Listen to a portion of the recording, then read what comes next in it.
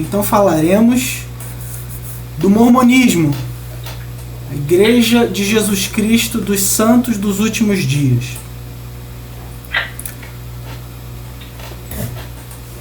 Falar sobre o assunto que a gente está tratando é um pouco delicado por dois motivos.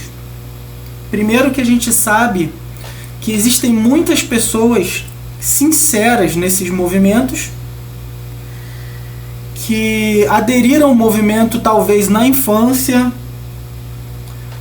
e permaneceram enganados durante muitos anos da sua vida. E esse engano só vai ser dissipado quando eles conhecerem o Evangelho da forma que Jesus pregou. E a gente precisa tomar cuidado, né? E a gente vai falar um pouco mais no final, para a gente ter uma relação, como eu já havia falado anteriormente, apologética de defesa da fé, mas também uma relação evangelística com tais grupos. Então a gente sabe que existem pessoas até famosas que fazem parte da Igreja de Jesus Cristo dos Santos dos Últimos Dias.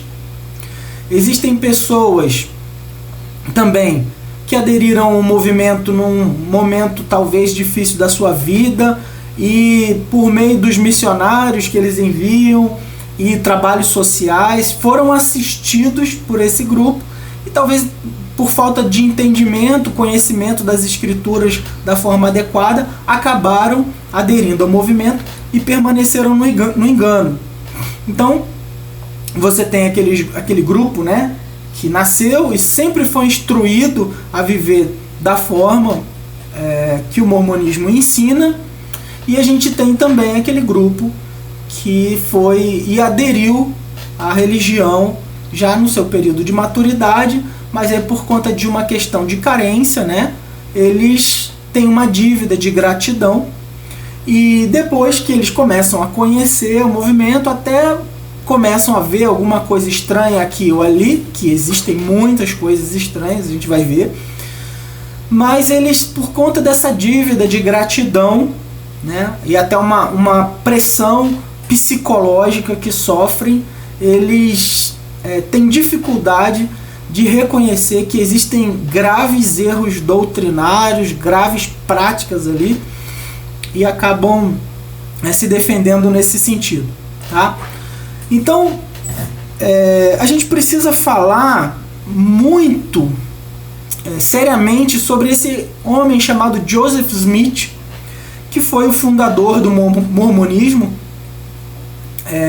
que nasceu em 23 de dezembro de 1805 e morreu em 27 de junho de 1844.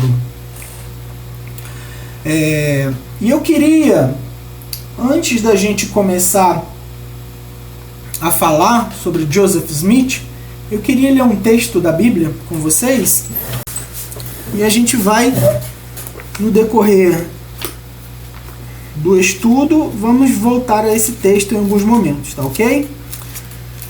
Que está lá em Colossenses, capítulo 2, no versículo 18. Diz assim: não permitam que ninguém que tenha prazer numa falsa humildade e na adoração de anjos os impeçam de alcançar o prêmio. Tal pessoa conta detalhadamente suas visões, sua mente carnal a torna orgulhosa.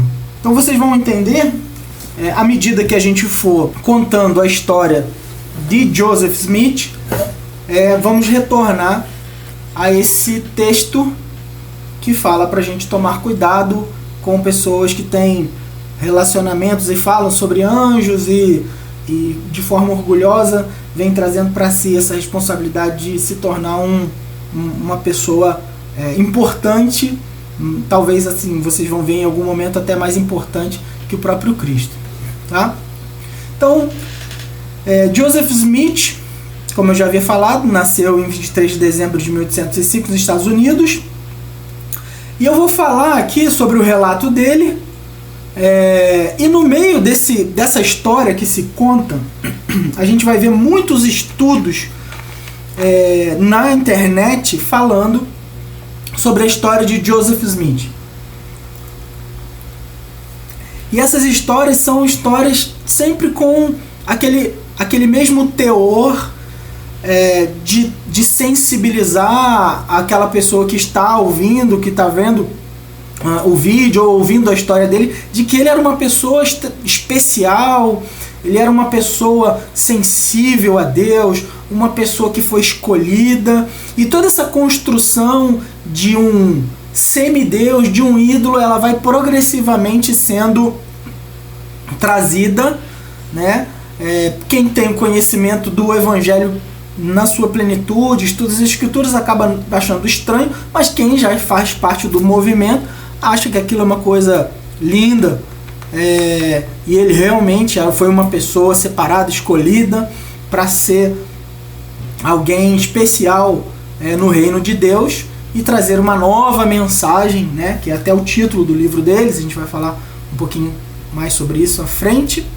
Então, a história dele conta que ele,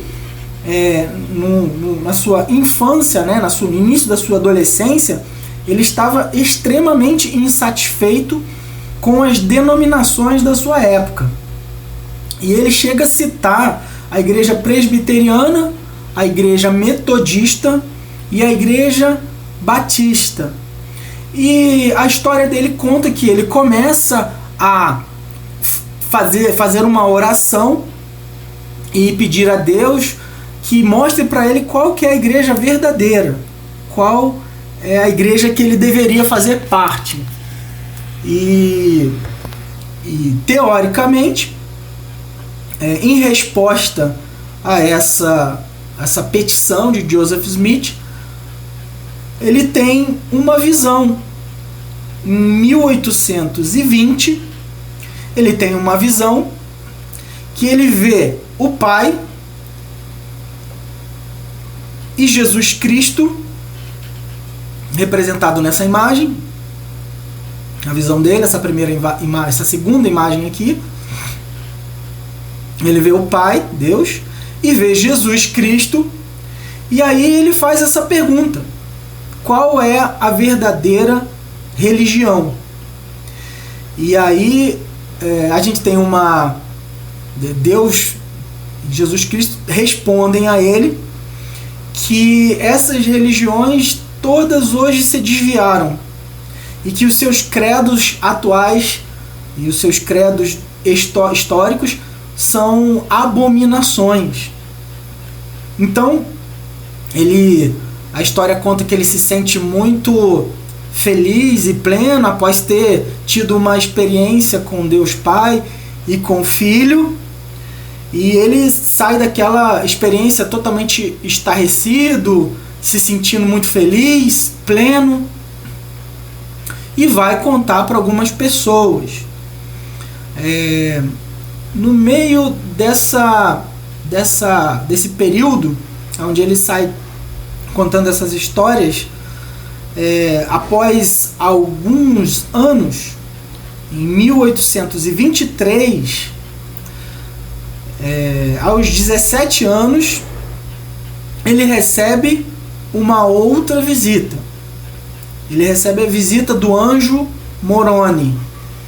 Ele diz ter umas placas de ouro, e essas placas de ouro de 1827, né, que é onde acontece essa visão, né, desse anjo Moroni. Ele começa a ter uma experiência de visualizar um outro livro, que seria o livro dos Mormons. E eu vou falar mais detalhadamente daqui a pouco a respeito dessa visão, e também de como que esses livros eles foram mostrados aí pro Joseph Smith por meio do profeta Moroni. Em 1829 ele teria recebido também, teoricamente, né, a visita de João Batista. Então, vejamos. Primeiro ele recebe uma visita de Deus Pai e dos Espírito Santo. Depois, aos 17 anos, ele recebe a visita do profeta Moroni. A gente vai falar um pouco sobre esse homem fictício.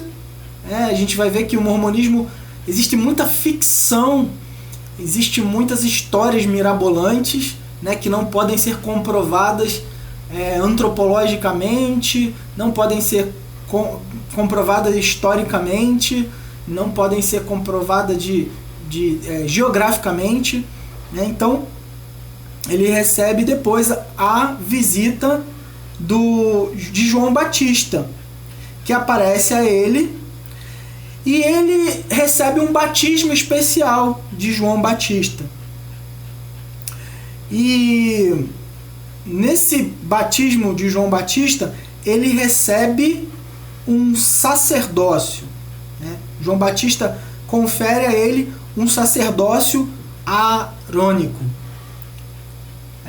Recordando aqui, né, a liderança, toda a liderança de uma seita, ela vai ter uma experiência espiritual com determinados seres espirituais aí, no caso dele anjos, ele vê Deus Pai, Deus Filho, ele vê João Batista, e logo depois ele recebe ainda a visita de Pedro, João e Tiago, dos 3 apóstolos que estavam mais próximos de Jesus. E aí ele recebe um sacerdócio de Melquisedeque.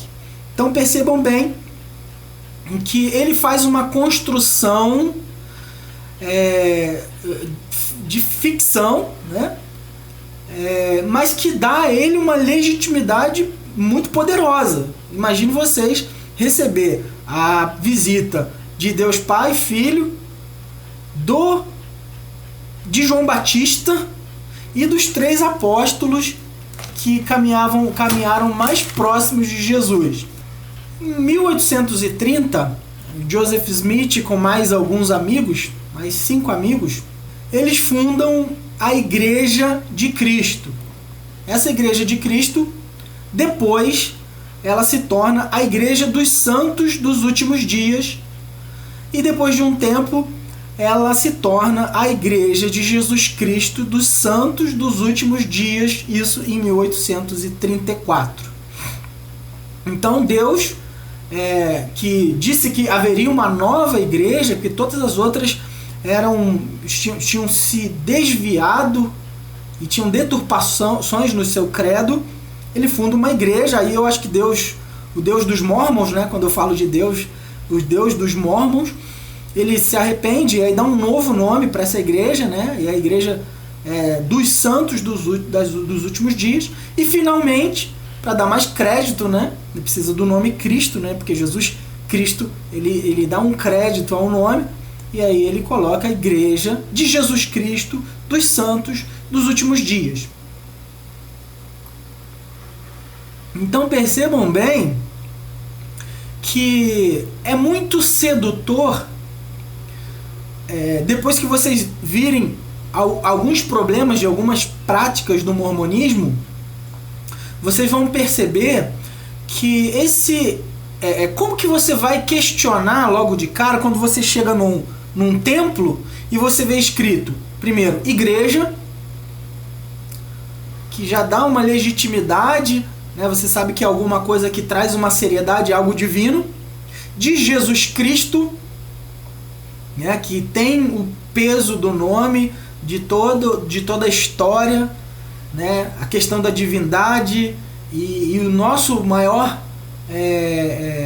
objeto de fé, e dos santos.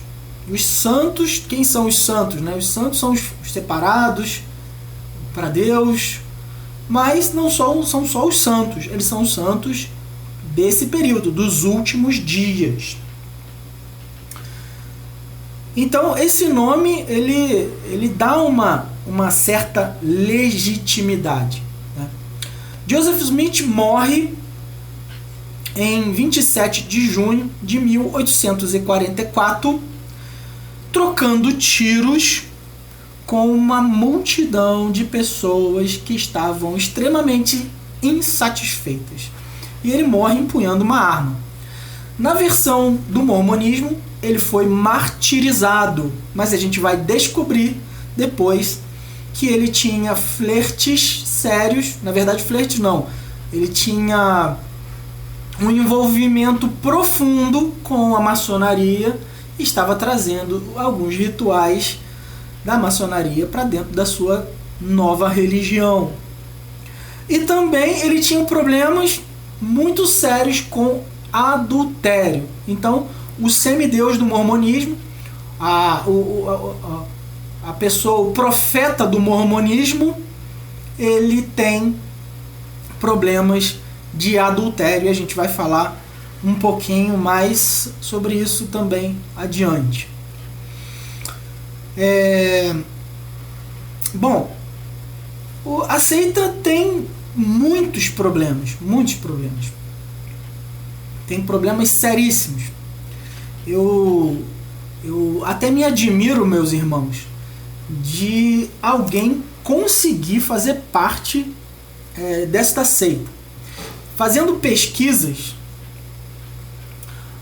bibliográficas e também de vídeos dessa própria religião, eu percebi que eles fazem um esforço e investem muito dinheiro no proselitismo e também muito dinheiro preparando vídeos institucionais e vídeos falando sobre a história deles, que são extremamente difíceis de serem comprovadas. Essas histórias são histórias extremamente difíceis de serem comprovadas. Então o profeta Mormon, falando sobre alguns problemas, ele diz que viu o pai e o seu filho. Então, já logo na formação do mormonismo, a gente vê alguns problemas aí que chocam com a escritura sagrada. Então ele diz que viu o pai e o filho. E eu quero abrir a palavra de Deus e ler aqui rapidamente, lá em 1 Timóteo, capítulo 6, no versículo 16, que diz assim: E o único que é imortal, que habita em luz inacessível, a quem ninguém viu, nem pode ver, a ele seja honra e poder para sempre. Amém. Então, já logo a construção da sua religião Mormon, começa mencionando que essa experiência espiritual de Joseph Smith vendo o pai e o filho, e a própria Bíblia, não só aqui nesse versículo, eu citei um trecho só de um versículo, mas temos outros, relata que nenhum homem pode ver a Deus e permanecer vivo. Temos a experiência de Moisés com Deus, que ele vê no meio de uma sarça. Em outro momento Deus esconde ele na fenda da rocha, mas o profeta Mormon, poderoso, né, sendo irônico aqui, ele viu a Deus. Então esse profeta, ele também diz que todas as igrejas anteriores a ele, citando aqui 3 igrejas sérias em sua doutrina, não, a gente não pode dizer que todas elas na sua prática atualmente ou naquele período tenham fidelidade à sua doutrina, né, à sua teologia, mas ele cita aqui a igreja batista, a igreja presbiteriana e a igreja metodista. Então, essas 3 igrejas ele cita diretamente, mas para Joseph Smith nenhuma delas era boa. Todas elas tinham se desviado. E a gente vai lembrar daquele texto também da palavra lá de Mateus 16, que diz que as portas do inferno não iriam prevalecer contra a igreja do Senhor. Eu falo isso porque por mais que a gente veja alguns desvios aqui ou ali, em alguma denominação específica, né, histórica, a gente vai perceber que os seus credos, as suas doutrinas, elas são fiéis, e quando passa disso a gente já vai considerar como uma falsa religião, como é o caso do mormonismo. Bom, Joseph Smith ele vai afirmar que foi dado a ele um outro evangelho. Ele afirma que foi dado a ele um outro evangelho, e aí vamos investigar, vamos olhar lá, texto que eu uso bastante, já usei bastante para evangelizar essas pessoas, né? E eles são muito bons de se evangelizar, que você não precisa ir atrás deles, eles vão atrás de você.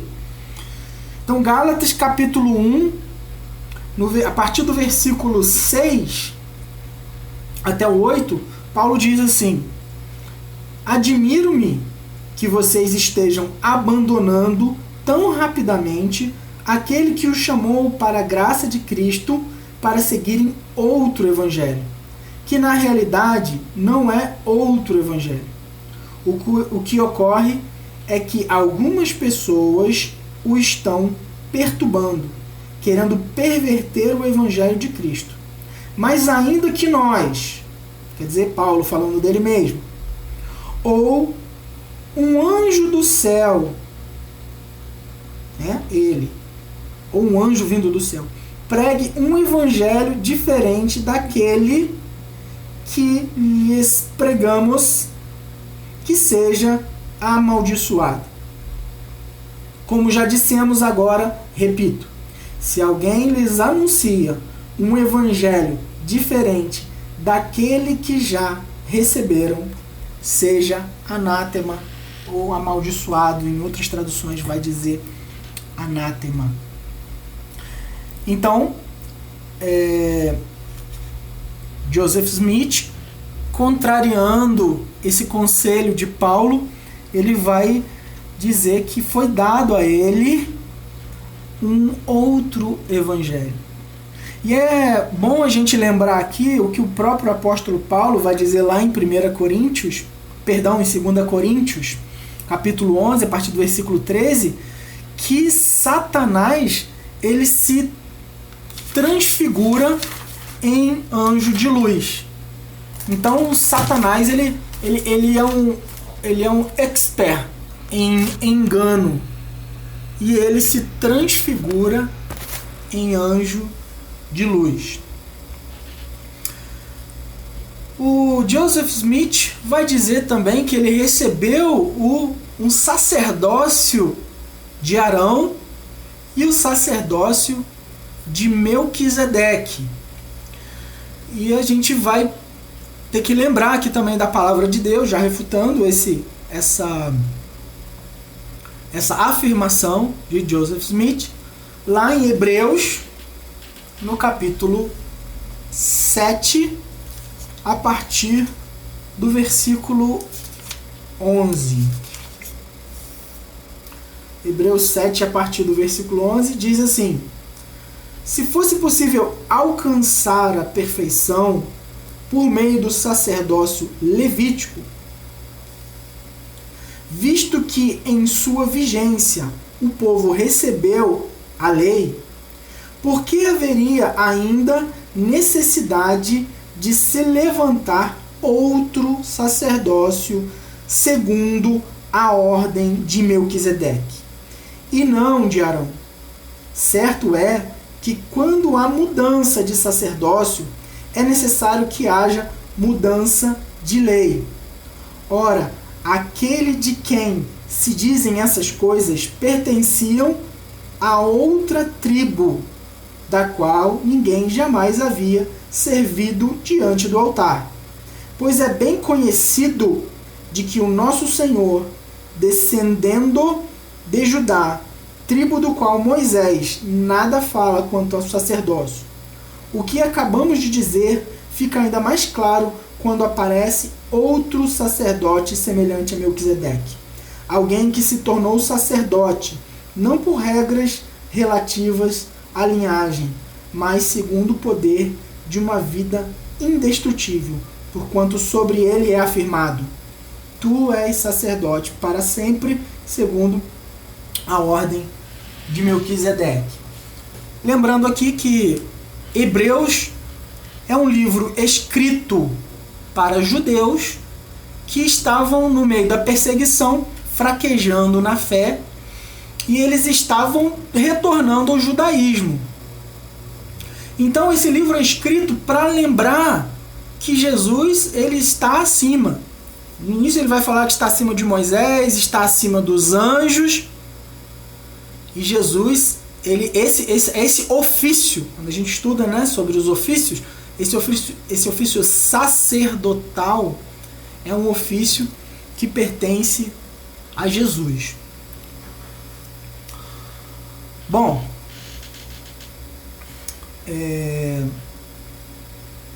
essa visão que Joseph Smith teve, ela foi uma visão que ele, antes de trazer a público, ela foi modificada mais ou menos umas 8 vezes. E era característico desse jovem ter histórias mirabolantes. Ele era muito criativo nas suas histórias. E ele, segundo alguns estudiosos, afirmam que ele havia pego o livro de Mormons e publicado lendo uma outra literatura de ficção do período anterior a ele. Hoje a gente tem milhares de Mormons lá em Utah, Estados Unidos, e uma referência importante para a gente poder estudar é um livro chamado O Templo dos Fabricantes de Deuses, né, que vai falar sobre essa história, né, de ficção, e ainda vou afirmar sobre outras questões aqui até mais controversas, quando entrar na questão doutrinária e na questão teológica sobre a criação do mundo, sobre a antropologia, sobre a teontologia. Joseph Smith, essa é a questão mais séria assim, da biografia dele. Inclusive, existem vastos estudos, vasto material para pesquisa. A gente tem muito material, tanto de vídeo, quanto da própria doutrina deles, quanto da própria história deles, sobre a questão da poligamia. Alguns negam, para se adequar às leis do país, há uma negação também sobre a poligamia, mas no início já do seu matrimônio, o Joseph Smith ele já teve problemas sérios de adultério e interesses sexuais por outras mulheres. E como ele resolveu isso? Ele resolveu isso, mais uma vez, trazendo algumas distorções na Bíblia para poder afirmar que a poligamia era algo autorizado. Então, a esposa mesmo de Joseph Smith, em um momento do seu matrimônio, ela flagra ele tendo relações sexuais com uma menina de 18 anos no celeiro. Então esse primeiro ato, né, foi flagrado pela sua esposa, e ele tenta justificar isso dizendo que Deus havia dado aquela mulher a ele. Em vários momentos, algo extremamente sério isso aqui, em vários momentos na sua biografia ele teve envolvimento com outras mulheres, e ele dizia para essas mulheres que Deus estava dando essa mulher para ele, inclusive mulheres casadas também. Em certo momento, Joseph Smith tendo relações, né, foi flagrado pelo pai de uma menina de 17 anos tendo relações sexuais com essa menina.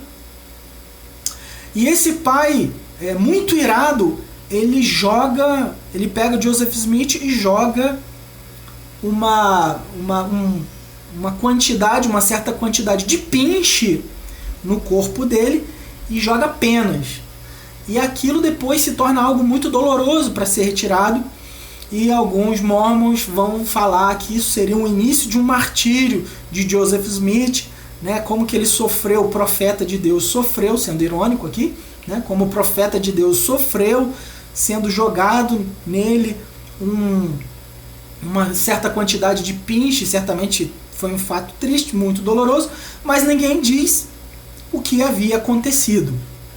E o que havia acontecido era que ele seduziu e ficou, né, teve relações sexuais com uma menina de 17 anos, e a sua sedução, ela sempre estava relacionada a um discurso religioso dizendo que ele era um profeta de Deus e que Deus estava dando, e que era da vontade de Deus que aquela mulher ficava com ele, e se essa mulher não ficasse, ela perderia a exaltação dela e da família também.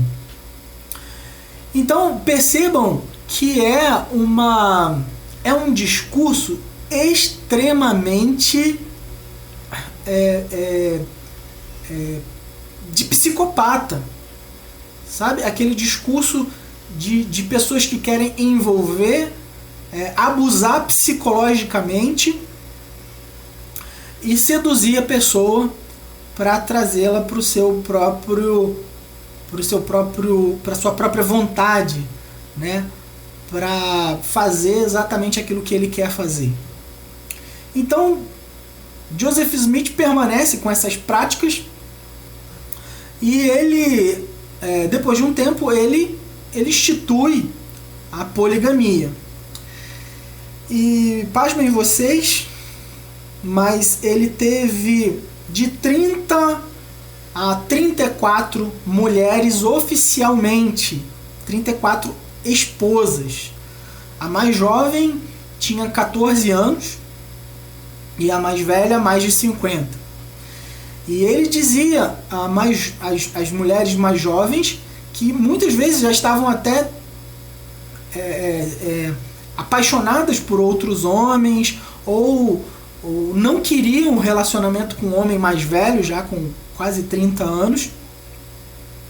Elas, com essa idade de 14 anos, quando elas se opunham ao discurso de Joseph Smith para poder ter relações ou para poder se casar com ele, essas mulheres, elas caíam na retórica dele, dizendo que Deus havia falado com ele, que ele era o profeta de Deus e que elas deveriam se casar com ele, porque senão elas perderiam a exaltação delas e também de toda a família dela.